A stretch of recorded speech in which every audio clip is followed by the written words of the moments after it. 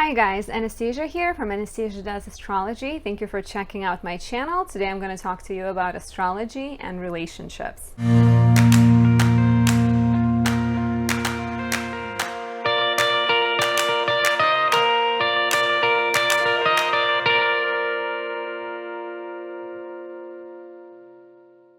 Please hit the thumbs up, subscribe to my channel. I appreciate any comments, any likes, anything that you can give me back as a way of supporting me.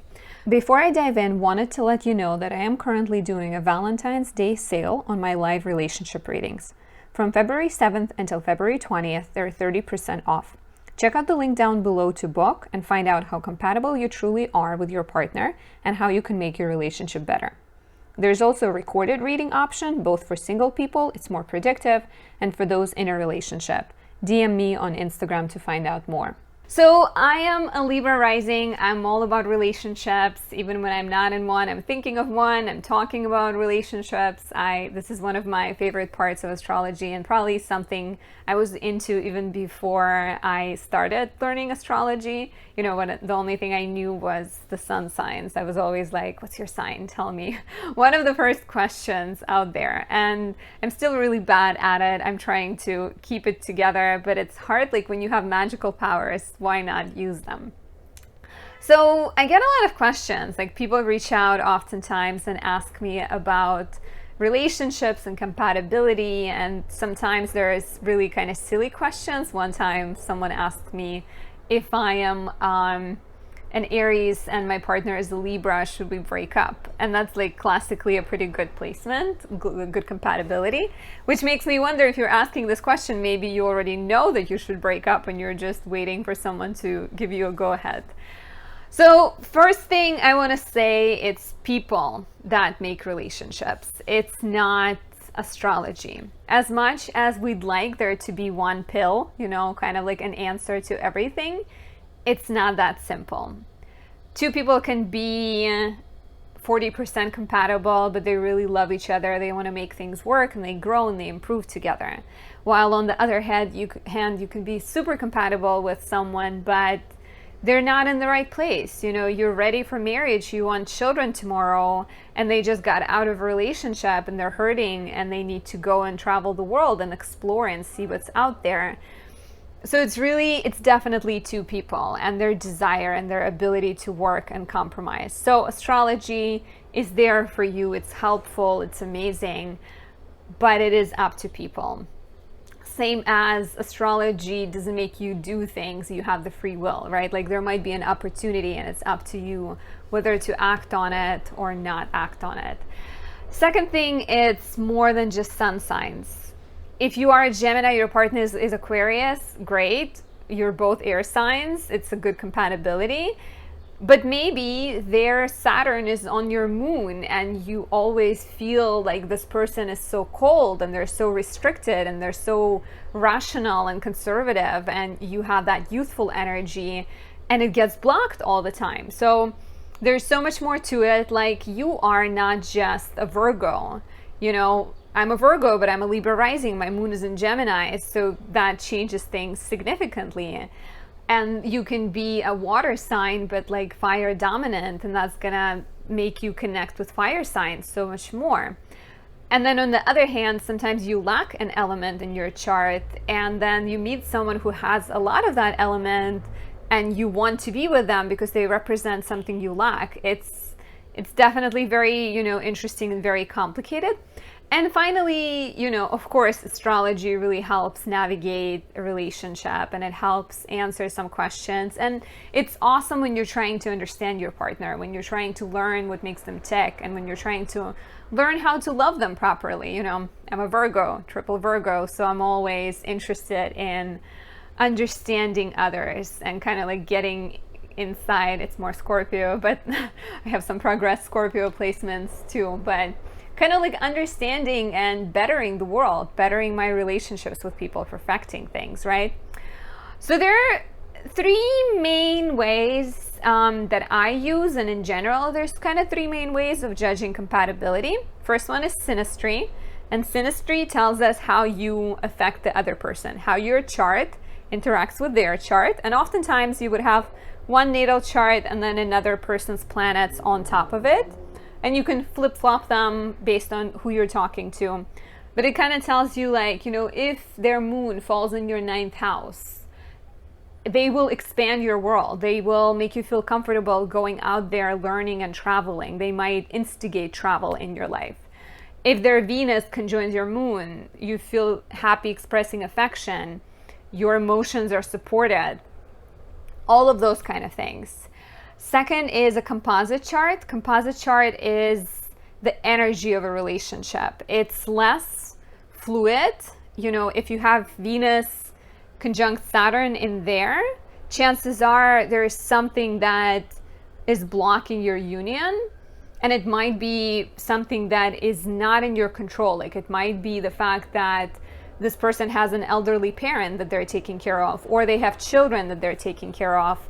So some things that are affecting your dynamic, and they're always there, and it's harder to work with it. And a composite chart is made when you find midpoint between all the planets. So if you have Sun in 0 degrees Leo, another person has Sun in 0 degrees Libra, your composite Sun will be in the middle.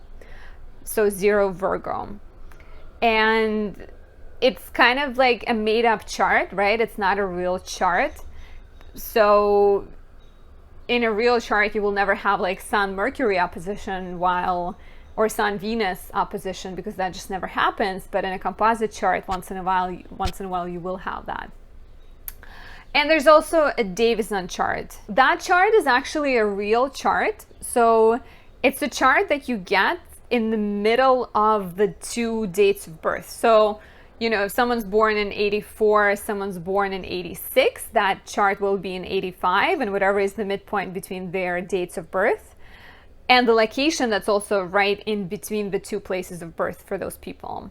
So it's an actual chart. Some people prefer it because you can actually do more work with it. I personally don't work with it as much because I find composite and synastry give me a lot of insights. So synastry, you know, putting two charts on top of one another.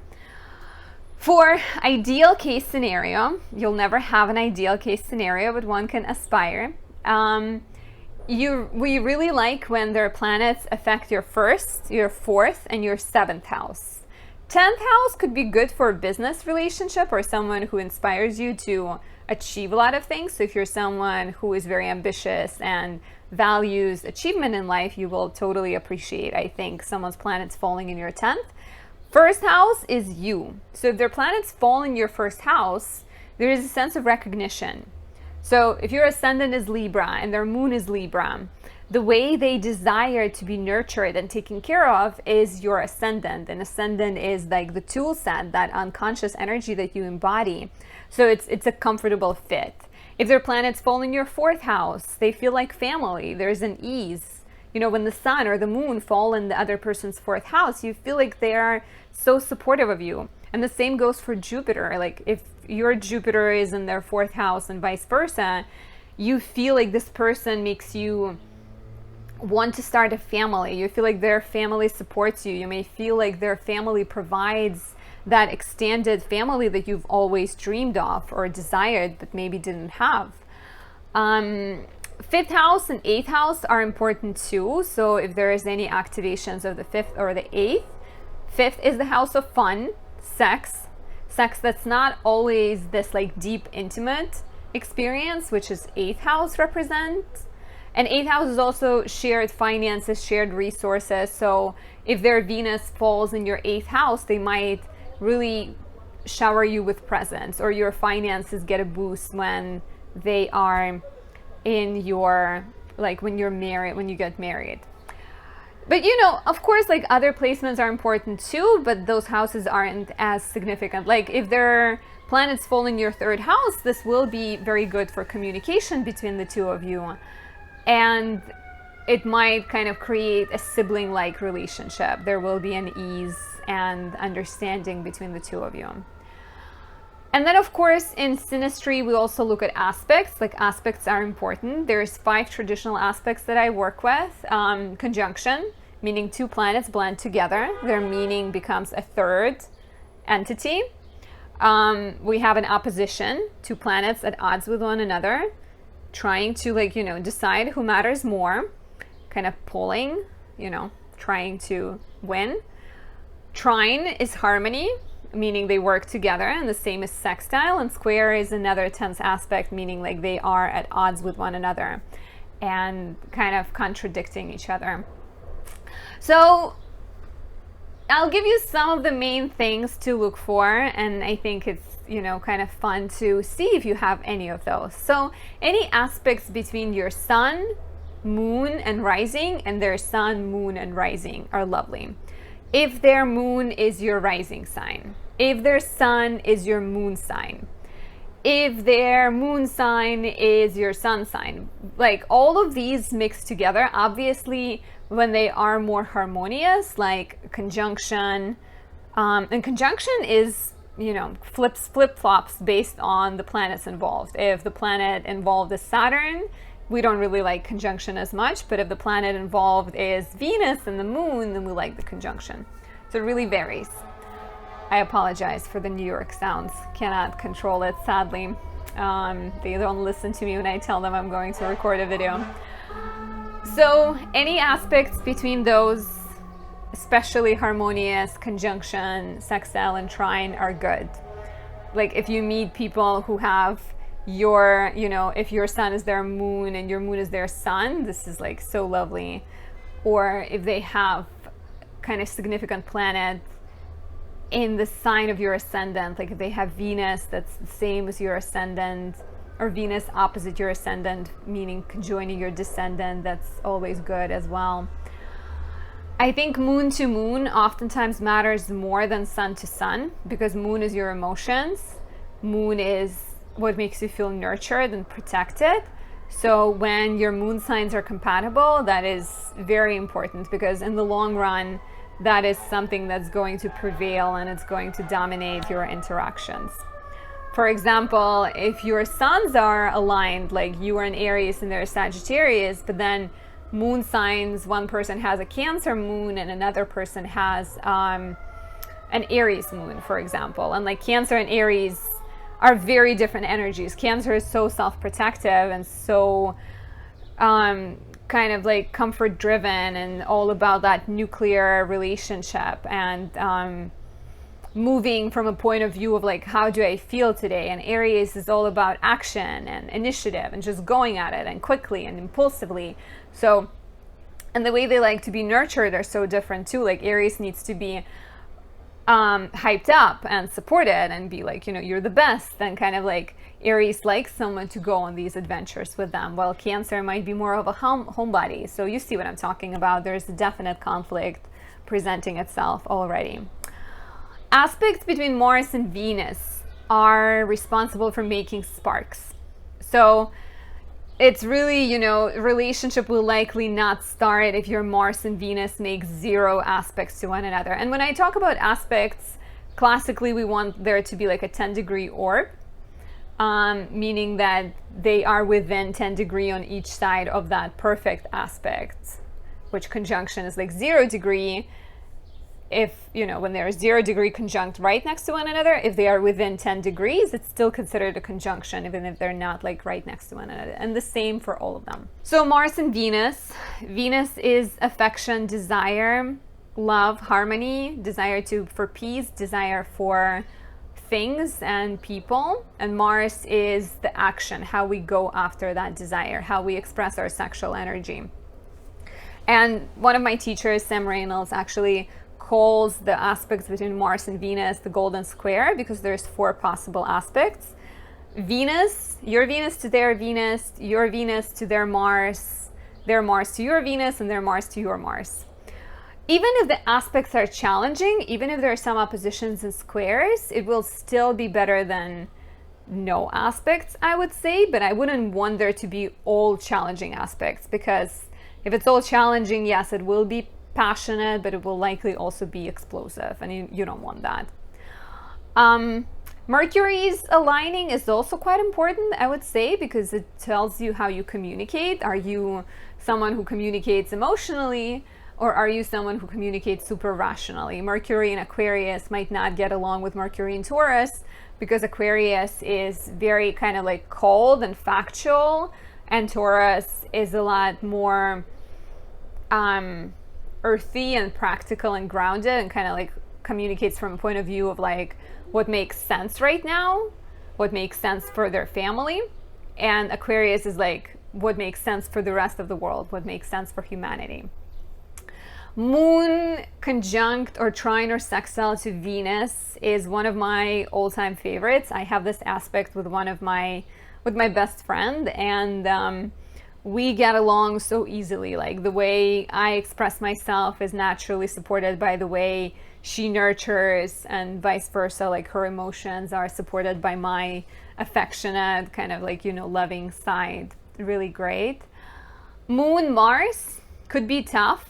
It could be something that creates sparks for sure, but it could also be something that makes you feel like, if there's a Moon Mars conjunction, it's quite a controversial aspect, because there are some places where you will see it complimented and people get excited about it, and then there's other placements or other other sources that say that it will be challenging. And I think it can definitely be both, because Mars is the desire, Moon is that nurturing. It's almost like the warrior fighting with a mother, with their own mother perhaps. So it's like not necessarily the most harmonious aspect, but it could create kind of like excitement and sparks. But in the long run, Mars could be too harsh for the Moon, and Moon can be too sensitive for Mars. One other thing that I really like is Jupiter connection to the Sun, Moon, or Venus, because Jupiter expands everything. And when you have Jupiter Moon, like the Jupiter person can uplift the Moon person just by being next to them. So that's quite lovely. Saturn is restrictive. Saturn, in a trine or sextile, not conjunction, trine or sextile, it could bring a sense of commitment, could bring a sense of like karmic ties where both of you are willing to work hard and you feel connected. And it could be very constructive where you want to start a family together and you look at things from a rational point of view. Or it could be quite limiting, like literally, like you feel like you want to be with this person, but they are in a different country, or they leave for a journey and like they go away to, like, I don't know, be a doctor somewhere in Africa, and you don't know whether they'll come back. Saturn oftentimes creates this feeling of like, even if you want to be together, there might be some outward circumstances that are blocking you. And Uranus, Neptune, and Pluto are less important, I would say, unless, of course, they make close aspects to your personal planets. So they could be important. Like if their Neptune is on your Venus, you may idealize them. You may see them as this like ethereal, beautiful, magical creature. Great at first, not always great in the long run, because this person might also mislead you. You might get disappointed because you painted this beautiful picture that they don't quite represent. Pluto creates depth and intensity. Pluto-Mars, Pluto-Venus connections, kind of like really deep, passionate, sometimes dark and obsessive compulsive energies. And Uranus would work. I actually just had a couple recently where if you have Uranian signatures in your chart, if you have Venus conjunct Uranus and you meet someone who has strong Uranian signatures, or their Uranus aspects your Venus, it might feel good because you have that. But if their Uranus aspects your Moon, you may feel like they're too unstable and they're shaking you up and they're throwing you off balance way too often. So that might not feel too comfortable. And with a composite or Davison chart, it's quite similar to the natal chart. You would want to the natal or the synastry as well. If you have 1st or 4th or 7th or 10th activated, that tends to represent a significant relationship. 10th possibly professional. 7th and 4th and 1st are very kind of like, we are the unit. We care about our identity as a couple. We care about our family dynamics. And then 7th is like, we are a relationship unit, like very Sun, Moon, Venus, any of those planets feel really happy in the 7th house, because 7th is the house of connection and other people. We want to have sun and moon in harmony, whether they, even if they're not making any aspects, is better than them being opposing one another or them squaring each other. Sun conjunct moon is wonderful. Beyonce and Jay-Z actually have that. And if you look at their sun signs, he's a Sag, she's a Virgo. It's not the best compatibility. But then you dive deeper and you see that a lot of it makes sense, and their sun-moon conjunction in the first house is actually quite lovely. They create that image of a power couple. You always want Venus and Mars in harmony. Ideally, if they're aspecting one another, you know, if they're trining, sextiling, or conjunct, that's a sign of strong sexual compatibility. And as I mentioned before, Venus making a connection to Saturn or Moon or Sun, especially square and opposition, could be tough. Trine and sextile is a lot better because people might be more focused on making things work and investing a lot of energy, versus when it's square or opposition, they just can't, or they never get the opportunity. So this is all I have. Let me know what you think. Let me know if you have any of these aspects in your relationship that you're in, or if you have any of them in your relationship with your parent, and if you felt any of the things I mentioned. And I'll talk to you next time. Bye, guys.